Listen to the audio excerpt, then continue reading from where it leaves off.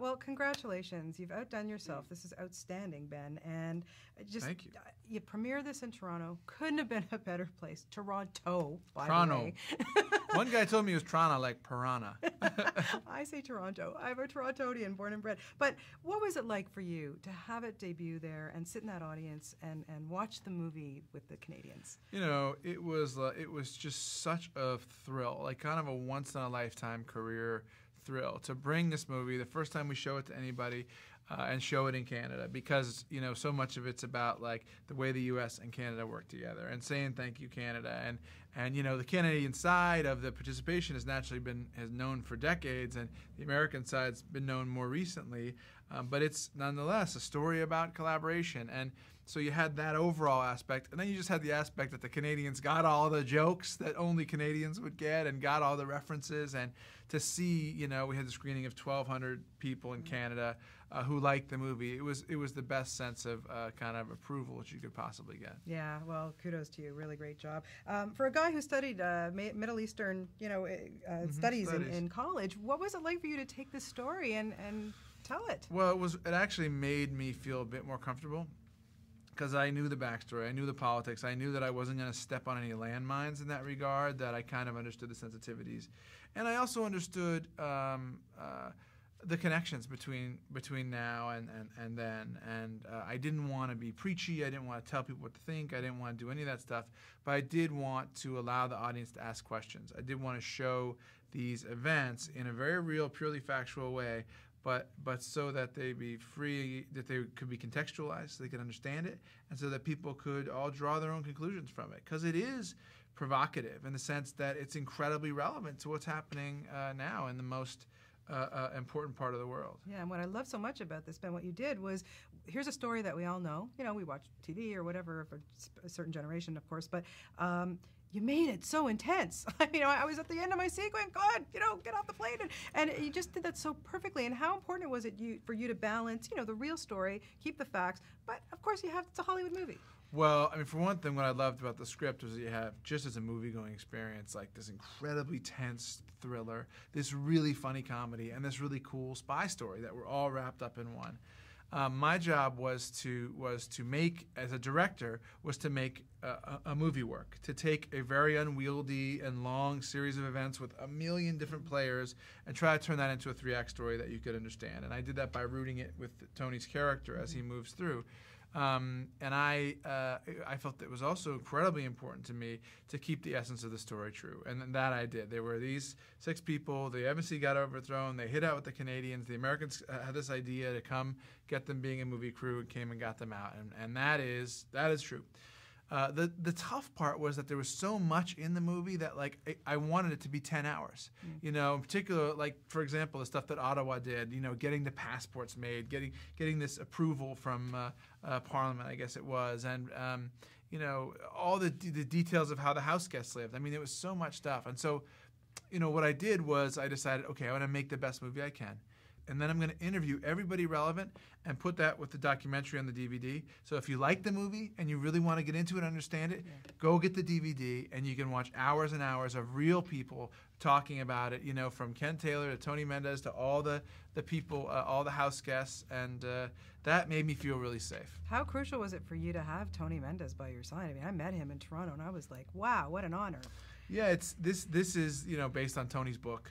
As well as the article that we bought. So, and it's about we didn't know about Tony before, and so I wanted to tell his story. And part of his story is about the sacrifice that people make in the foreign service, the sacrifice you make in the clandestine service, whatever country you're from.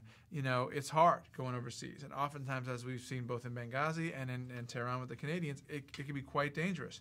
And that sense of sacrifice was really, really important for me to show. And for some people, it's not, the ultimate sacrifice, but it's their wives, their kids, their families, their friends, their community. And so, showing that through Tony's eyes was probably paramount for me. Was the worst thing for you growing all that hair? It was the second worst. The beard was the worst. And then my kids were like, Dad, shave every day, hounding me to shave. I had to be like, listen, I have a job. It's the reason that you're able to go to school, okay? So just put up with the beard, but they are too young to understand that. Yeah. Did you feel like you hit the jackpot with this cast?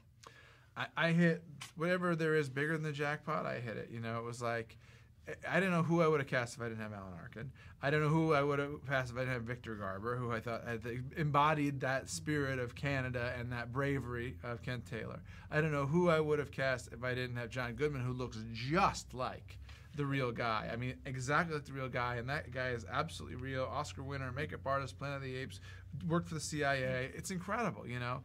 I'm the only person that doesn't look anything like the guy he's playing, and you know, I wasn't about to fire myself. No. But like you say, you grew the hair. It worked. That's true. I went with and Tony showed up with the full beard at the Toronto, so I thought made me look good. In your honor, of course. I think because he was like, look, see, I'm Tony Mendez. This is the beard. So okay, I'm watching. You know, growing up with you, Ben, and I'm watching your progression, and oh my God, you've just become such a phenomenal director. And how do you make it look so effortless? Because you're acting, you're producing, you're directing. Like, dude, really?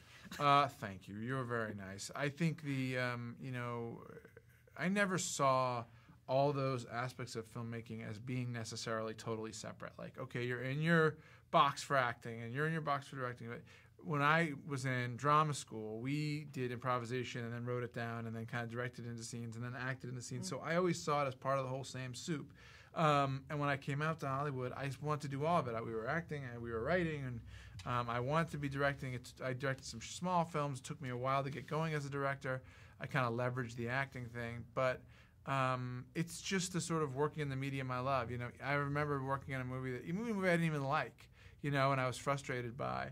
But I was standing there, we were setting up a shot, and I thought, like, I love this. This is the thing that I love doing in life.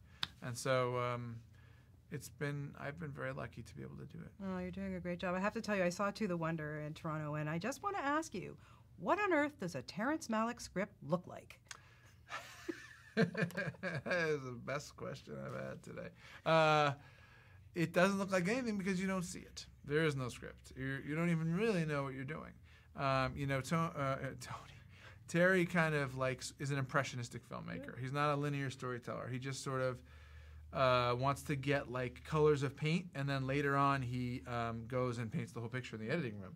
The challenge is like, how do you play, you know, blue? It's very tricky. So I just tried my best, and you know, mostly just wandered around, sort of staring at things and being obsessed with this woman. And although, you know, the thing about it is I didn't really understand the process, but I loved Terry. I loved getting a chance to work with him, so that was really, really exciting. Yeah, it's really, really bizarre, but I loved it. I loved the relationship between you and Olga and you know, Rachel. I mean, it was really wild to watch. It was great. I'm glad you liked it. Before you leave, let me give you something. Oh, okay. I have this organization that I started called Eastern Congo Initiative. Eastern Congo is one of the most damaged places in the world. There's some places 2 out of 3 women have been raped. There's child soldiers. There's preventable disease. There's infighting and lack of security. And what we did was we went in and we worked with the local community organizations rather than like big NGOs. People who live there know the community. And our best accomplishment so far has been funding a place called Greenhouse, and they help cocoa farmers bring their quality of their crop up. And once they got their quality up, we hooked them up with the Theo chocolates in Seattle. So we have our first Congo bar, Eastern Congo bar. Fantastic. So thank you. Enjoy it. Well, we'll get that out there for you. You want to talk about it for us? It'd be great. You got it. And enjoy the chocolate. And congratulations to you. Get that tux ready for the Oscars, dude. You're going to be there. Thank you so much.